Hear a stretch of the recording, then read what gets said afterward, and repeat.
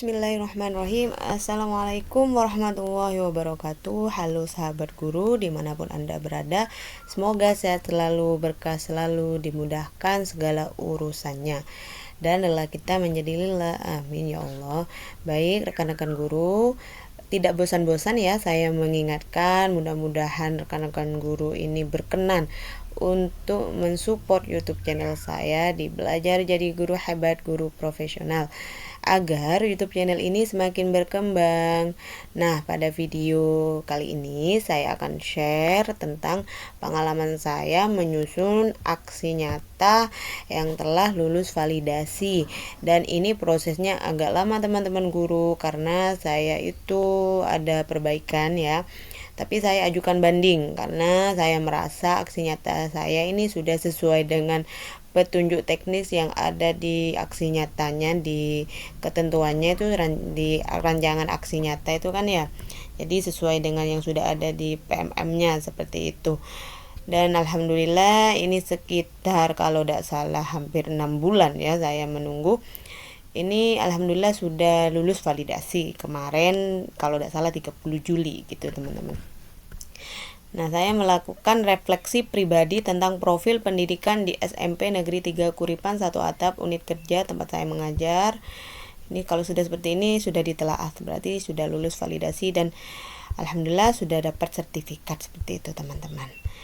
Nah, ini sekedar sharing ya. Pasti di channel-channel yang lain lebih hebat, pasti banyak. Cuma ini kan namanya belajar jadi guru hebat, namanya terus belajar seperti itu teman-teman. Jadi aksi nyata yang agar lulus validasi itu seperti apa sih, kan seperti itu ya teman-teman. Kadang untuk memulainya gimana sih aksi nyata, ruwet atau seperti itu teman-teman. Sebenarnya kalau kita mikir ruwet atau ribet ya datangnya ribet dan ruwet ya. Memang kalau ngomong sih gampang, saya kan orangnya kadang kupoh gitu, maksudnya tuh suka panik, suka berpikir, overthinking lah gitu, belum tentu kejadian masih dipikir ya. Intinya kita tuh jangan terlalu khawatir dengan apa yang belum terjadi, karena itu masa depan itu cerah gitu teman-teman, masih cerah, bersinar. Nah, kita positif thinking aja, qadarullah insya Allah datangnya pasti yang baik-baik dan indah-indah seperti itu. Nah, kok curhat ya. Jadi aksi nyata yang lulus validasi, teman-teman tuh tidak perlu takut untuk menyusun aksi nyata, karena di PMM-nya, di pelatihan mandiri itu sudah ada petunjuknya. Nah, teman-teman yang sedang PPG yang sudah tercover oleh PMM, ada di LMS di seperti itu, tanpa ada Zoom meeting. Kalau zamannya saya 2 tahun yang lalu, saya itu tiap hari Zoom meeting teman-teman, hampir 5 bulan ya, 5 bulan lebih dikit lah, karena PPG yang kategori 2 tahun 2022 itu masuk yang muda-muda, jadi alhamdulillah dianggap muda-muda, padahal sudah kepala 3 lebih dikit ya itu teman-teman.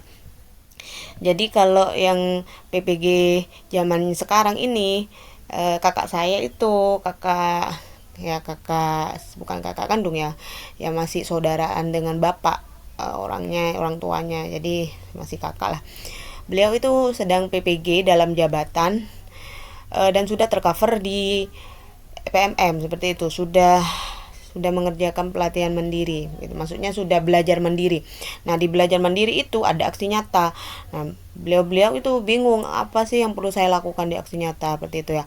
Nah, tanpa berpanjang lebar ya, aksi nyata itu sebenarnya tidak harus pakai Canva ya. Kalau seneng Canva ya alhamdulillah bagus kan, banyak fitur-fitur yang menarik seperti itu. Kalau lagi rajin, saya bikin di Canva seperti itu teman-teman. Kalau pengen yang simple dan cepet ya, saya pakai di Word ya, kemudian saya PDF kan seperti itu. Jadi yang pertama itu harus ada cover ya teman-teman. Covernya apa ya, tentang aksi nyata ya, aksi nyata judul teman-teman yang mau dikumpulkan itu. Nah, ini kan raport pendidikan sebagai sumber data perencanaan. Topiknya ini kan milih nanti kan kalau di pelatihan mandiri. Topiknya melakukan refleksi pribadi tentang profil pendidikan yang dilakukan oleh guru. Ada logo satuan pendidikan tempat kita mengajar, ada identitas kita yang menyusun. Nah, ada nama sekolahnya gitu, alamatnya juga. Lalu di lembar kedua itu ada ini teman-teman ya, langsung ke itu, sudah langsung yang mau dibahas. Kalau mau dikasih latar belakang, tujuan, itu lebih bagus teman-teman. Ini yang simple dan alhamdulillah sudah lulus validasi seperti itu. Kalau ada yang simple, mengapa yang mau yang lebih rumit seperti itu. Tapi kalau bukan berarti yang punya saya ini apa ya, bukan berarti ini ya merasa paling bagus, enggak lah, cuma ini sekedar sharing gitu loh teman-teman. Jadi yang pertama ada definisi raport pendidikan. Nah, raport pendidikan itu apa? Saya mengambil di ini googling ya. Jadi saya juga lampirkan ini teman-teman, lampirkan HTTP-nya, maksudnya alamat websitenya ya. Jadi raport pendidikan Indonesia adalah, ya ini sampai 2 kali, jadi jangan 2 kali, raport pendidikan Indonesia. Nah, ini baik banget ya validatornya, meskipun ada yang salah ketik, diketik 2 kali itu diluluskan karena mungkin kasihan karena ajukan banding. Ya alhamdulillah, kalau kita mempermudah urusan orang, insya Allah urusan kita juga mudah seperti itu teman-teman. Wah, kok banyak curhatnya, maaf ya. Sebuah platform digital yang menampilkan laporan hasil evaluasi sistem pendidikan yang bertujuan sebagai bahan penyempurnaan raport mutu sebelumnya. Raport pendidikan Indonesia berbeda dengan raport mutu. Raport mutu bertujuan mengukur ketercapaian 8 indikator berdasarkan standar nasional pendidikan dan seterusnya. Seperti itu. Jadi teman-teman bisa kopas di sini ya, tapi dengan catatan menyisipkan linknya, itu bukan plagiat berarti teman-teman. Kalau kita tidak menyisipkan linknya, kita ngakuin itu kalimatnya kita, itu yang disebut plagiat. Mungkin seperti itu ya teman-teman. Kemudian ada rancangan aksi nyata. Lah, rancangan aksi nyata ini ada di platform Merdeka Mengajar di modulnya. Tinggal kita ini tidak bisa dikopas ya teman-teman, saya ngetik tidak bisa dikopi ya. Kalau teman-teman lebih canggih caranya bisa dikopi ya, monggo silahkan. Jadi adapun rancangannya menyiapkan dokumen laporan raport pendidikan yang diunduh dari platform raport pendidikan, membaca profil pendidikan yang tertera dalam dokumen, membaca capaian dari tiap indikator layanan di satuan pendidikan Anda. Refleksi dapat dilakukan dengan cara menjawab pertanyaan-pertanyaan di bawah ini. Anda juga dapat menambahkan pertanyaan refleksi jika ada hal-hal di luar pertanyaan ini yang Anda rasa penting untuk diamati. Menulis seluruh hasil refleksi Anda dalam bentuk catatan pribadi. Jadi pertanyaannya saya gak nambah, sudah ada di platformnya ya sudah ada di itu ya, di rancangan aksi nyatanya. Yang pertama saya menanyakan, bukan saya ya, ini memang dari sana memang ya.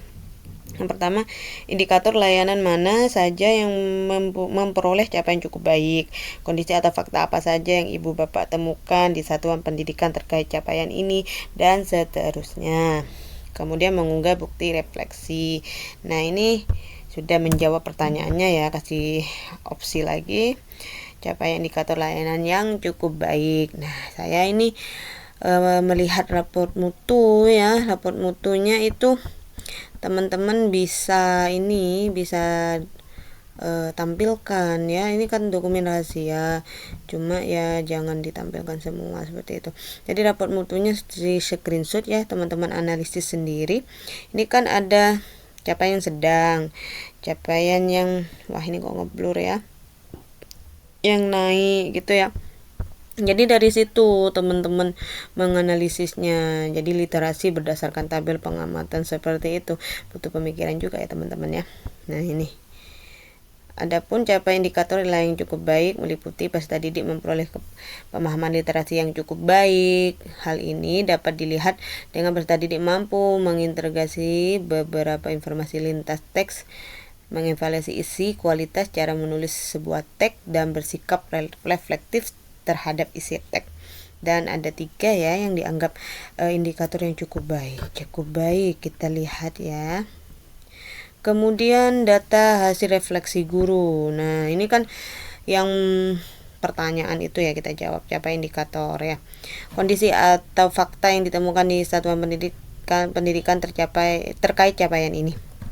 Jadi nilai karakter ya, nilai karakter. Nilai rata karakter, di situ ada peserta didik berdasar nilai akhlak pada manusia, akhlak pada alam, akhlak bernegara, gotong royong, sampai pada survei karakter ya. Kondisi yang ditemukan, peserta didik terbiasa menerapkan nilai-nilai karakter ya, bernalar kritis serta berbineka global dalam kehidupan sehari-hari. refleksi dan perbaikan pembelajaran oleh guru. Nah, ini kan refleksinya, nilai rata-ratanya itu kan. Nah, saya di sini. Nih, guru aktif meningkatkan kualitas pembelajaran setelah melakukan refleksi. Pembelajaran yang telah lewat ya, kita harus melakukan refleksi. Kemudian ini juga ada kepemimpinan instruksional yang visioner ya. Jadi intinya teman-teman dilihat yang di raport mutunya, lalu kita letakkan di sini. Nah, yang ditemukan tuh apa, kan ada kan di situ. Kita tinggal cantumkan aja siapa yang belum baik ya. Kemampuan numerasi yang belum baik kan ini ada di sini. Di raport mutu literasi numerasi nih. Ini kan kurang dari 34,7 nih numerasinya, literasinya. Ada yang ini sedang ya, ada yang kurang kok, ada kok. Jadi di copy di sini aja teman-teman. Jadi ini raport mutu tuh kan panjang ya. Jadi ini cuma beberapa aja yang saya taruh karena ini bersifat rahasia gitu katanya teman-teman ya. Kan ada di dokumen rahasia seperti itu katanya. Seperti itulah. Nah, ini ya, kurang dari 40% telah mencapai kompetensi satuan pendidikan memiliki proporsi pembelajaran non-personil butuh pendidikan yang rendah. Nah, lalu hal baik apa yang telah dilakukan satuan pendidikan berdasarkan raport pendidikan yang telah dilihat ya. Nah, jadi kita lihat di situ apa yang telah dilakukan. Sarannya itu kan ada di kolom-kolom Excel-nya itu ya. Satuan pendidikan memperoleh prioritas rekomendasi sebagai panduan untuk mengidentifikasi prioritas masalah, merefleksikan akarnya, dan menentukan strategi yang tepat untuk pembenahan. Peningkatan kompetensi GTK dan kebijakan yang menunjang penerapan praktik inovasi, salah satunya dengan mengutus guru mapel untuk mengikuti musyawarah guru mata pelajaran dan setiap bulan secara berkala. Kepala sekolah dan guru melakukan evaluasi pembelajaran agar kualitas pembelajaran lebih baik, salah satunya dengan menyarankan guru untuk mengikuti pelatihan mandiri pada platform Merdeka Mengajar. Raport pendidikan membantu saya dalam memahami kondisi satuan pendidikan. Berdasarkan pengalaman saya telah membaca, ini pendapat kita ya, dan menelaah raport pendidikan dan mengetahui fungsi raport pendidikan yang bukan merupakan alat untuk menilai kinerja satuan pendidikan, melainkan untuk dijadikan refleksi sehingga satuan pendidikan dapat membuat perencanaan untuk meningkatkan satuan pendidikan dengan optimal. Maka bagi saya pribadi, raport pendidikan ini berfungsi sebagai alat refleksi diri dalam hal perbaikan kualitas.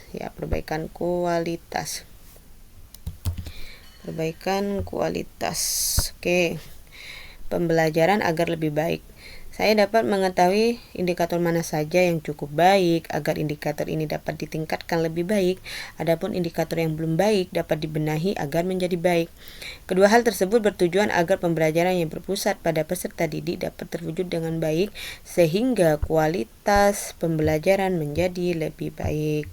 Nah, ini kesimpulan yang telah saya buat seperti itu. Lalu ada dokumentasi, ini penting teman-teman ya, dokumentasi tentang raport pendidikannya itu diletakkan di sini beberapa aja, tidak semua ya kan.